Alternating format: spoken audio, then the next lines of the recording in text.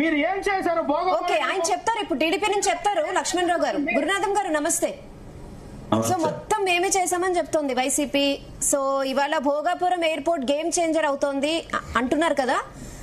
So ఎలా చెప్తారు? అంటే సిటీ నుంచి ఒక 50 కిలోమీటర్స్ ఉంటుందా భోగాపురం, అంత డిస్టెన్స్. సో కామన్ పీపుల్ కి ఎట్లా ట్రావెలింగ్ అది ఎలా ఉండబోతుంది? ఏ విధంగా గేమ్ చేంజర్ అంటున్నారు ఈ ఎయిర్పోర్ట్ ని?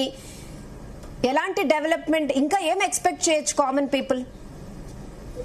అమ్మా, ప్యానెల్లో ఉన్న వాళ్ళందరికి కూడా నమస్కారాలు.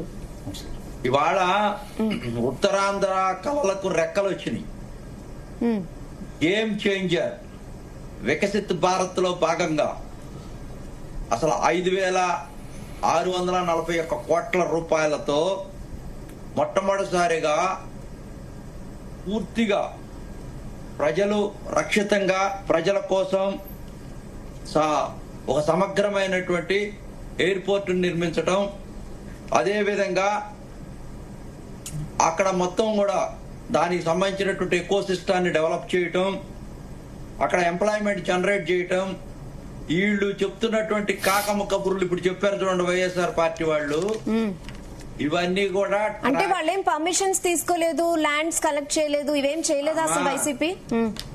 ఇప్పుడు వైసీపీ వాళ్ళు చెప్తా ఉన్నాయన్నీ కూడా మొగుడు కొట్టి మోసాలకు ఎక్కినట్టుగా వీళ్ళు చెప్పేవన్నీ కూడా కాకమ్మ కబుర్లు. జనాలు తెలుసు, కొండందో వెలుకును పెట్టినట్టుగా ఏదో జీవోలు మేము స్టార్ట్ చేశాం. ఇవన్నీ కూడా 23లో వారు ఎలక్షన్స్ ముందు అక్కడ శంకుస్థాపన చేసి వెళ్ళినటువంటి మాట వాస్తవం. అప్పుడు అతను అన్నటువంటి స్టేట్మెంట్ అందరికీ తెలుసు. ఎర్ర బస్సు కూడా వెళ్ళినటువంటి ఈ ప్రాంతంలో భోగాపురం ఎయిర్పోర్ట్ అవసరమా అన్నది అన్ని పత్రికల్లో వచ్చినాయి, అన్ని వాళ్ళ ఛానల్లో వచ్చినాయి. అతను డైరెక్ట్ గా మాట్లాడినటువంటి మాటలు అక్కడ అందరికి కూడా తెలుసు.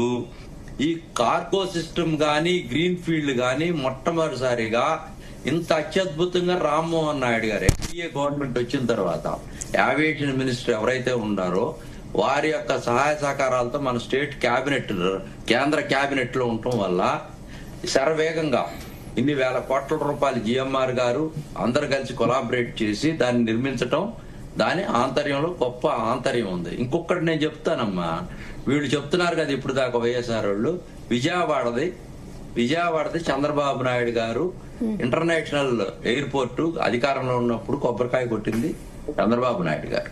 వెంకయ్య నాయుడు గారు ఆ రోజున ఉన్నారు. తర్వాత జరిగినటువంటి క్రమం అంతా తెలుసు. గత 5 సంవత్సరాలు వైఎస్ఆర్ పార్టీ ప్రభుత్వం అధికారంలో ఉన్నప్పుడు విజయవాడ మొత్తం కూడా విమానాశ్రయాన్ని గుల్ల చేసేశారు. ఈ తర్వాత ఇప్పుడు చంద్రబాబు నాయుడు గారు వచ్చిన తర్వాత ఆ రేషియో పెరిగింది, ఆక్యుపెన్సీ రేటు పెరిగింది, ప్రయాణికులు పెరిగారు. ఇప్పుడు ఇంటర్నేషనల్ కనెక్ట్ చేయబోతా ఉన్నాం. మా కేసినేని శివనాథ్ గారు ఎంపీ గారు గాని, బాలశౌరి గారు గాని, వీళ్ళు కూటమిలో ఉన్నటువంటి వాళ్ళంతా ప్రజల యొక్క అభిష్టం మేరకు చేయబోతా ఉన్నారు. వీళ్ళు ఇది కూడా వీళ్ళ క్రెడిట్ లో వేసుకుంటారేమో. అంటే కొంచెం కూడా ఇవ్వరా క్రెడిట్? భోగాపురం ఎయిర్పోర్ట్ విషయంలో వైసీపీ కొంచెం కూడా క్రెడిట్ ఇవ్వదా మీ ప్రభుత్వం? అమ్మా, ఒక అంశం స్టార్ట్ చేసేటప్పుడు వాళ్ళు చేసినటువంటి ఏంటి, ఒక చోట స్టార్ట్ చేశారు, ఇంకో చోట మేము ఇప్పుడు 2015లో చంద్రబాబు నాయుడు గారు అసలు ప్రపోజల్ పెట్టింది చంద్రబాబు నాయుడు గారు, కొబ్బరికాయ కొట్టింది మేమే, గుమ్మడికాయ కొట్టింది మేమే, స్టార్ట్ చేసిందే మేము ప్రపోజల్. కానీ మధ్యలో పర్మిషన్స్ కోసం దాని గురించి వైసీపీ కూడా వర్క్ చేసింది కదా. మధ్యలో గవర్నమెంట్ వచ్చింది. వాళ్ళు ఎన్ని సంవత్సరాలు ఏం చేశారమ్మా? ఇప్పుడు వాళ్ళు రాజకీయం అంటున్నారు, నిరంతర ప్రక్రియ కదా గురునాథం గారు. అభివృద్ధి నిరంతర ప్రక్రియ, ప్రభుత్వాలు మారుతాయి, వాళ్ళున్నా మీరున్నా అంతిమంగా ప్రాజెక్ట్ కంటిన్యూ చేస్తే మంచిది. అమరావతి విషయంలో అదే బాధపడ్డారు కదా అందరూ, కంటిన్యూ చేయలేదని.